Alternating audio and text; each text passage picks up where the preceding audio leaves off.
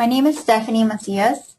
I am the Career Counselor for Union Institute and University, and this workshop is on job search strategies.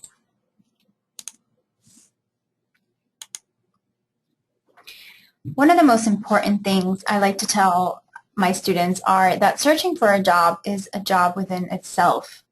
When you're searching for a job, you should think of yourself as a job hunter. And you have to have good planning and organizational skills, research, networking, and good follow-up skills. You must be assertive and proactive and have excellent communication. The term or the phrase, good things come to those who wait, absolutely does not apply to the job hunter. When you're looking for a job, you really must go out and get it. Before the job search, it's really important to have a clear understanding of yourself and the jobs that interest you. In getting to know yourself, you can take a few online assessments, which I have listed here.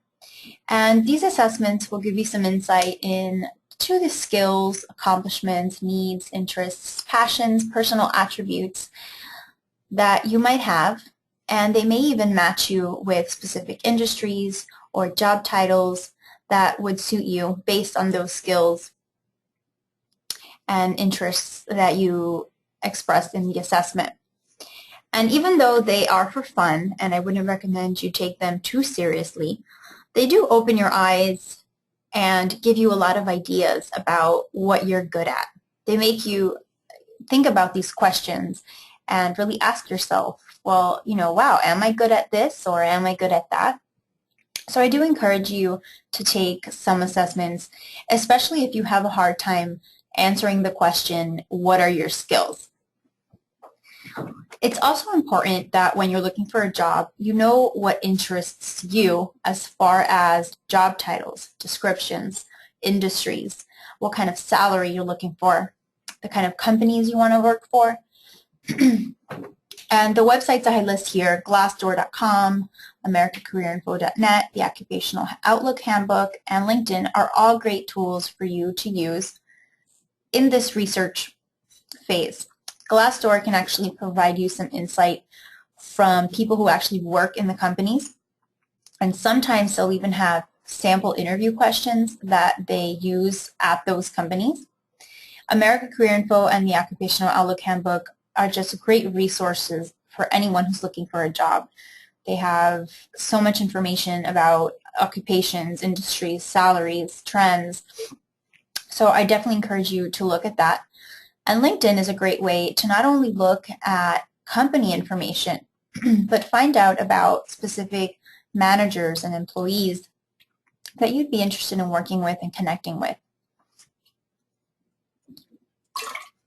And then based on these findings, you can develop a strong resume because now you know yourself, what you have to offer, what are your skills, and you know the direction that you want to go. So both of these things will really help you to write a targeted resume. I don't want to spend too much time talking about resumes, but when you're looking for a job, you really do need a good, marketable, selling, winning resume. So here are a few things just to make sure that your resume has. One is that it's well organized, easy to read, attractive, visually appealing. You want to make sure you have a summary or objective statement that is strong enough to intrigue a hiring manager to keep reading. You want to use keywords or buzzwords that will get you through computer filtering systems and show hiring managers that you speak the industry lingo. And ask yourself, does your resume show accomplishments and relevant skills to the job you are applying to? So are you ready to job hunt? If you are, you should have a clear understanding of yourself and the jobs that interest you. You should have a targeted resume and cover letter. You should have 3 references who not only know they are references, but have a copy of your resume and know about the jobs you are applying to. Make sure you have a strong elevator pitch. Professional clothing for interviews and professional events, and a notepad or notebook or a professional folder where you can keep track of everything you have been doing in the job hunt. And of course, you need computer access these days. It's really important to stay organized in your job hunt so that you don't miss anything. So make sure to have somewhere, either on your computer or a notebook, all this information, such as job titles you've applied to, employers, contact name, email, phone numbers, even LinkedIn profile information. What is the status on those jobs? Are you waiting to follow up? Is there a specific date that they told you they would know if you when you would find out about the job being filled or not?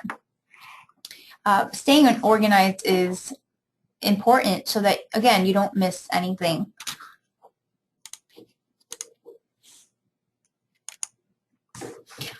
So where are the jobs? Well, there's the hidden job market, which through networking you can tap into that job market. There are online job boards. Through LinkedIn, you can find a lot of jobs as well. Then, of course, there's newspapers, industry-specific journals or associations, staffing agencies, and university career centers and state employment offices. The key to finding a job is to use all the avenues you have to better your chances.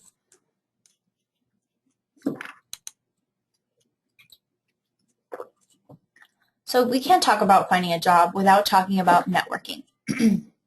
Because really, it is about who you know. How many times, have you heard about somebody going for a job interview, or you yourself have gone on a job interview, and you did so well and that you were a strong candidate for the position, but you find out that they hired someone else because it was the hiring manager's cousin's daughter's boyfriend. And you know what? Unfortunately, this happens. And so it's important that you use networking in your job search as well. 60% of jobs are found through networking. 30% of jobs are never advertised and are in the hidden job market, meaning they are never even advertised. So again, networking is vital into tapping into that job market. And the key to networking is to start before you even really need a job. So while you're in college with professors, classmates, friends, while you actually have a job with managers, coworkers, etc. And a fantastic place to house all these contacts is on LinkedIn. And I'm going to be talking a lot about LinkedIn throughout the presentation, but LinkedIn really is a great place to keep all these contacts in one spot where you can continuously contact them and communicate with them versus having them just on your phone. On your phone, they're just there, and it can be years before you even speak to that person again. But on LinkedIn, there is always a communication. Someone might share an article, you can like it or comment on it. Someone gets a new job and you say congrats. So it's much easier to communicate and keep a good networking relationship if you use LinkedIn.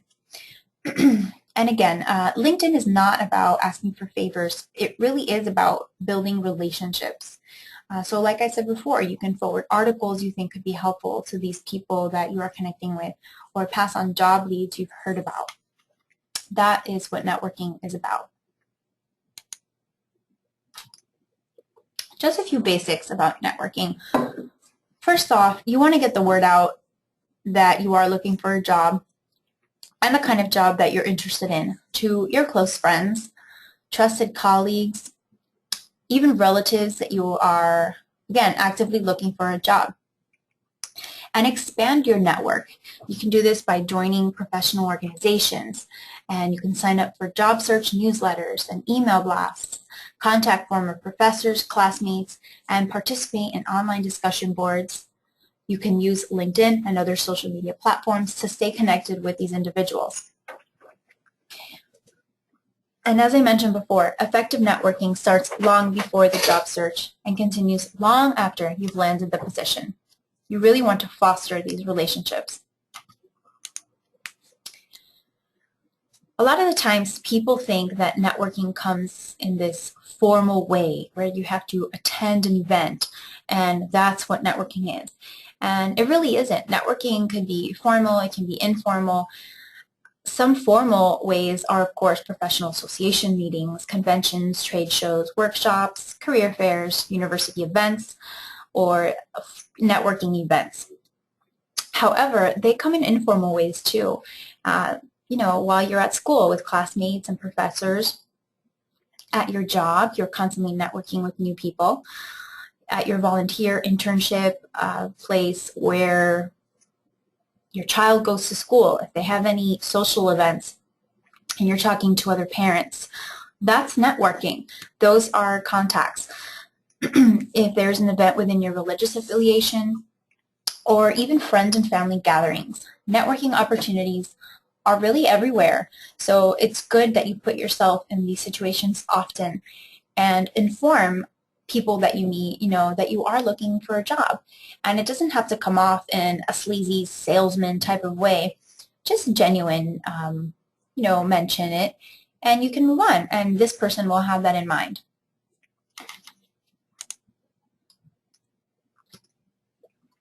So I just want to take a moment to mention that I'm going to be sending out a forum email with everyone who participated in this workshop. And what I want is for everyone to kind of give me their elevator pitch. Introduce yourself. Tell me your name, your degree, where you're from, where you live, your location, and tell me about the type of job you're interested in and what makes you good at that type of job. And what I'm going to do is we're all going to network with each other, and we're going to add each other on our LinkedIn accounts or any other social media platform you use for professional reasons, not personal. And this way, you never know. Maybe one of us can help another one find a job, or if we've heard about something in the other person's industry. This is a perfect chance to network here right now with each other. So I'll go ahead and start that email right after the workshop. Cold calls and cold emailing have been proven method of finding employment. It can serve as a way to also connect with someone in your desired field and organization. To get started, what you would do is compile a list of the companies that you are interested in. Look at their website. Do they have any job openings right now? Do they have any volunteer or internship opportunities? Do they have a Facebook, a LinkedIn account, a Twitter account? Can you subscribe to the company's email listing? Find out the right person at the company with whom you need to connect, the department manager, never the HR person. Personnel really don't know much about positions other than HR jobs.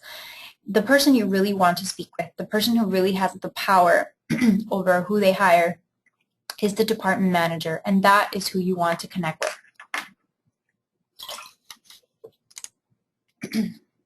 When you write a cold email, you want to make sure that it's personalized. You don't want to send over a generic email that makes the reader feel like you've sent that same email to 40 other employers. So make sure you address them by their name. That shows you've done some research and you know who it is you want to talk to. And the cold email is similar to a cover letter. You want to introduce yourself, make any connections. So how did you hear of them? Who recommended you? Or who do you know in common? You can also refer to any article or tweet, a blog they wrote that can be useful in drawing that connection. Talk about why you're interested in their company specifically. For example, maybe they had a specific accomplishment that they have achieved that really impresses you. You want to make sure you include anything like that that really makes them feel that you know about them. Explain why you would be of value to their organization and in the role you are interested in. So this is not just about asking, hey, can you look at my resume? This is about saying, I believe you can use my qualifications for this role, and really selling yourself in that statement. And don't send a resume right away. What you want to do is wait until you are asked for one, or when they reply to your first initial email, you can offer to send them one. Keep it short, and of course, always follow up if you don't hear anything back. And a follow-up can be maybe a phone call or another email. A cold call would work a little bit similar to how you send an email as far as the information you are sending out, but obviously you're picking up the phone. So you want to think about the best time to call them. Think about the industry and, what are the hours for that industry. If you're looking to be an administrative assistant, most likely it's 9 to 5. So maybe you want to avoid the lunch hour, which is usually between 12 and 1:30-ish. Make sure you're friendly and polite to everyone you speak with. Secretaries and receptionists are there to block unwanted calls, so expect that and prepare for it. A good way to kind of work the receptionist is, just ask them for their help. You're calling for this reason, and you would really like to know who it is you need to speak with. Ask if there's a good time that you can call back to speak with that specific person. If they're not able to transfer you at that moment, say you'll try back later, or ask for an email address where you can send an email. You want to make sure you're prepared. I highly suggest creating a cheat sheet or a script even. That way you kind of, if you get nervous, you know what to say because it's right in front of you. Make sure you have your resume, your pen, and a notepad. And again, it's the same way you would introduce yourself, any connections, and your reason for calling. Let the conversation flow naturally. And you would offer to forward your resume, or you can offer to bring it by in person.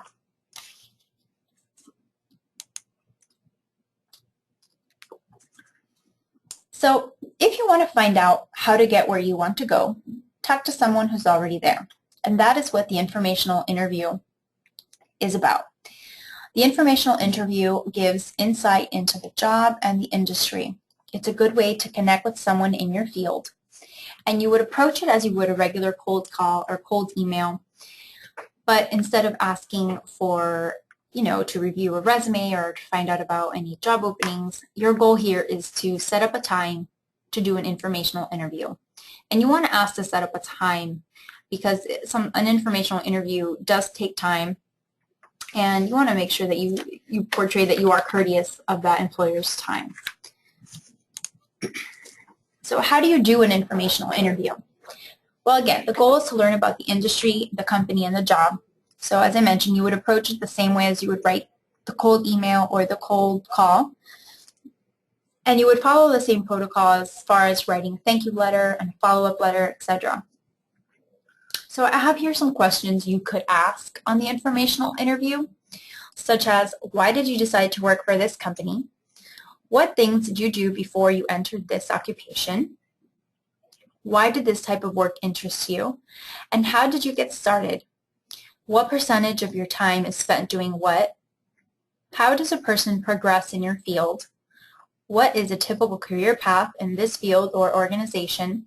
And how has your job affected your lifestyle? And if you're interested, by the way, in receiving some more information on these type of interviews, please feel free to contact me. I can give you a really good list of questions that you can ask. And I'll even guide you to some employers who may be open to doing an informational interview with you. And it'll kind of ease the pressure of doing the cold call or the cold email. So career fairs and networking events are great ways not only to learn about jobs, but to network with people. And of course, career fairs typically are for jobs. Networking events are to find out about, making contacts with people. But they both, interchange. And I think career fairs are a great way to network with people. If you come across a booth in the career fair that you don't think the job might interest you, that doesn't mean you shouldn't go up and introduce yourself, because you have a great opportunity to make a connection with somebody. And even though it's not their job you're interested in, you still would introduce yourself and explain to them, what it is you're trying to achieve, what are your goals, etc. They may know somebody who can help you out and may know about a job that you can interview for. So don't burn bridges, before you're not even sure if it's a good contact or not. So for career fairs, you want to make sure you always dress professional. Bring enough resumes. You're going to be meeting HR professionals, recruiters, employers, and you're looking for both. You're going to do, you are looking for job openings, but again, like I said before, you do want to have contacts and networks, so be open to meeting people at a career fair. And treat the career fair like you would a job interview. So networking events are a little more casual, so you can dress business casual. And you wouldn't really bring a resume, but if you do have a business card, you could bring that. You are meeting professionals who may know of jobs or contacts to share with you. If you're not looking for a job, you are there to make connections. Treat networking events like professional events, not a job interview. Online job boards, I'm pretty sure most of you are very familiar with. They are the most common way to apply for jobs, which means they're also the most competitive way of job hunting. A few tips. One is to make sure you fill out applications accurately. Make sure that if they're asking for employment history, you don't write refer to resume. They might not want to look at your resume, and they might not even look at it. So if they ask you to fill out employment history, fill it out. Fill out every single portion of the application, spell things correctly, etc. Make sure you apply as soon as possible, and the goal here is to be one of the first group of candidates to apply for the job. One of the ways you can do this is if you subscribe to job alerts, normally you will get them right away versus, the job sitting there on the online job board until you go on and do the research, which could be the next day or 3 days later. So the goal is to really be the first group of people who applies for the job, because that is when the manager is kind of like the most excited to get the resumes. By the 20th, 50th resume, that employer is very over looking at resumes. You also don't want to waste an employer's time. Make sure you meet their requirements and prove you can do the job. And one of the ways you can prove you can do the job is by writing a targeted resume and cover letter. And another important point that a lot of people never do is follow up. Sometimes, well, for the most part, you don't get the contact information on the job ad through these online job boards. But let's say you're applying for a job through Indeed for a university for a academic advisor. It doesn't have the contact person, but you do know that it is academic advisor. Go online, Google it. Google who, go on the university website and see where the academic advisors work. By doing a little bit of research, you can find out who that manager is. And you can send them a quick email or give them a quick call and, show them you're interested and that you're following up on your application for that position. This is a great way to really show a manager that you're interested. You went all out and did all this research, and it really does work in your favor. So it's worth a try. Online job boards there are so many out there. I mean, you have some that are available nationwide, such as Indeed, Career Builder, Monster.com. Then there are some that are state-specific. Every state has their government website with jobs that are probably mainly for government jobs, but not all the time. Then you have industry-specific websites such as socialservices.com or greenjobs.com. Companies or organizations will have their own job boards sometimes, especially if they're a big organization. Then, of course, you have university career centers. Union Institute and University has an online job board on campus web. And then you have county websites. Each county, for the most part, has a job board as well. And the key is to subscribe to more than one. It doesn't hurt to find out and receive information on as many job boards as possible. Sometimes the jobs are repeated, but sometimes they're not, and there are jobs that are unique to each job board.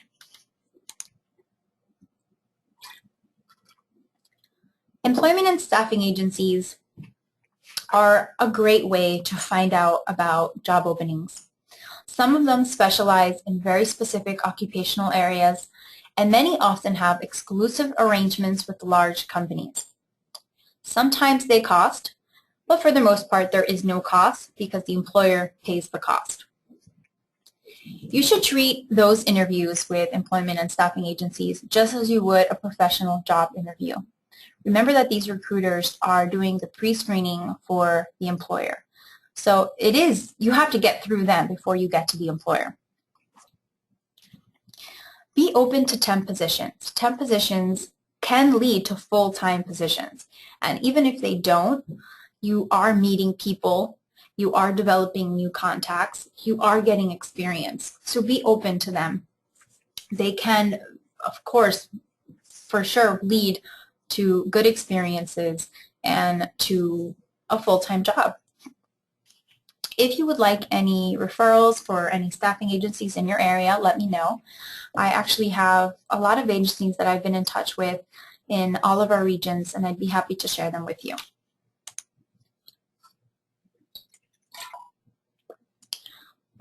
University career centers and state employment agencies, for the most part, offer a lot of the same things. They offer free resume and CV assistance and review, LinkedIn profile reviews, interview preparation, and individual career advising, which are confidential appointments to discuss the job market, preparation, and individual career goals and planning. Union Career Services also offers email subscriptions, so if you subscribe to career services at myunion.edu, just go ahead and email me and just let me know that you want to subscribe to career services. Basically, what you'll receive is information about upcoming workshops, job openings in your region and field, local career fairs, announcements, and articles that I think you would find interesting. So LinkedIn has more than 3 million companies, 259 million professionals, and 150 industries. Executives from every Fortune 500 company, and recruiting and hiring managers using LinkedIn to recruit.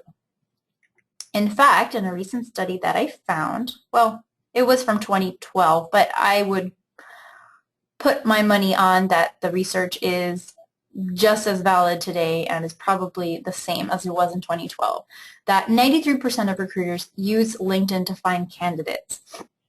I mean, that's a lot of recruiters. That's a lot of people on LinkedIn, and it really is a great tool. For some of you that are not familiar with LinkedIn, what it is a professional online presence. It's kind of similar to a Facebook account, but it's used primarily, well, only for professional networks and connections. You can think of it as an online business card or your online resume versus, your Facebook profile. And what you do is you add connections, people that you know, or people that you want to know. You also can join groups. You can follow employers so that you can learn about job openings from them. You can research companies and explore opportunities such as jobs, internships, and volunteer. So here's a quick glance at a piece of my LinkedIn profile. As you can see, you have my name, my headline, and then it goes on to give you a little bit of a background. So I have a summary. Below the summary, you can't see it, but it has work history information, education information, and it kind of is just an online resume. So when you're looking for a job, you want to make sure that your profile is in tip-top shape so that recruiters find you and that you appeal to them. And there are a few tips that I can give you for that. One is make sure you complete your entire profile. Fill in all the job information, education information, everything. Make sure your photo is professional. Make sure to include a summary, who are you, what do you want, and why are you worth it? What are your qualifications, your skills? Why should I hire you? You want to also get active, connect with people, This is where you add all your connections that you meet at job fairs, at school, at previous jobs. I have here former coworkers, former managers. They're all on my LinkedIn. You also want to join groups. There are many groups on LinkedIn that pertain to specific industries. So join groups, join discussions, you can share articles, etc. On your profile, you want to also use specific words that are specific to your industry. You can include a headline and get creative. My headline is not very creative. It just says career counselor, but there are many profiles who have a little bit more of an intriguing headline. I'm just not that creative. You can also ask for recommendations. So people can actually recommend you and endorse you for certain skills on LinkedIn. And another key is to list all your jobs, because by listing all your jobs, what happens is when people find or are looking for other people in a specific company, you'll pop up, and it's just a good way to get found by recruiters and other people who might want to connect with you. And I also want to add that you want to make sure your profile is searchable. Sometimes by default, LinkedIn puts your profile as private, so nobody can actually look for you or find you. But if it's searchable and it's available to the public, recruiters can actually find it, and it makes things a lot more easier for them. Job searching on LinkedIn is so easy. First off, they have their own job board where you can search by location, industry, job function, and the date posted, just like any other job board. Now, the jobs are not as abundant as you would say on Indeed or Career Builder, but they do have a good amount of jobs on LinkedIn. You could even apply directly on LinkedIn by using your profile information.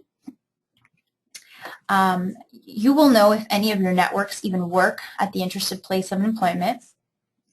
LinkedIn actually recommends jobs for you. There'll be a special section called Recommended Jobs where LinkedIn will send you almost kind of like notifications of jobs they think would be good matches for you. You can also subscribe to receive job alerts in your email. And now they actually have a smartphone app so that you can search on the go, and you can even apply on the go. And most importantly, recruiters can find you on here. LinkedIn groups, I just want to mention it really quick because it's an easy way to network with people you wouldn't otherwise meet in person. For example, I am in a group with other career counselors, and it's great. We all kind of pick each other's brains. I join myself in discussions. If I have a question in my field, I'll put a question and other people can speak with me and give me feedback. So it is a good way to network and meet other people. And through this group, I've actually networked and had connections on my LinkedIn just because, we're in the same group. We don't necessarily know each other. So being active in groups is a great way to network with people. You can learn, share ideas, ask questions, offer advice and tips, answer people's questions, recommend blogs, articles, or tools for people in your field. The more you interact with the groups, the more you will get noticed by others, meaning recruiters, employees, managers, companies, etc. So there's so much that I can talk about LinkedIn, but I don't want to take too much more time. If any of you want more detailed explanation on all that LinkedIn can offer and how to use it, you can schedule an appointment with me, and I'll even help to set up a really good profile for you. I can give you some tips. We can do a go-to meeting and share each other's screens so that I can kind of walk you through the process and show you that, everything it has to offer. Professional organizations are another way to learn about employment. They're also a great way to network with people in your field. You can join and participate in meetings, workshops. You can receive information about your industry, and membership will actually look good on your resume. It shows that even though you're not working, you're involved with your field and keeping up to date. I have provided 2 links here where you can find associations that relate to your field. One of them is jobhunt.org/associations. The other one is weddles.com/associations. So definitely check those out and see what kind of professional associations pertain to your industry. So I want to go over a few reasons why people get stuck in the job hunt. One is, as I said in the beginning, finding a job is a job within itself. So if you don't make finding a job in itself, you're really going to have a hard time. You really need to give it your all, and that is key. Having an unrealistic idea about the market for their skills can also kind of work against you. Not recognizing that getting the interview is vital. So when you get that interview, you really need to be ready and prepare. You know, job interviewing is a skill, so work on the skills that you need so that you can pass that interview. Not selling yourself in the interview usually relates to lack of confidence. And, you know, nobody wants to hire someone who's not confident in the skills, you know, they're saying and they're talking about.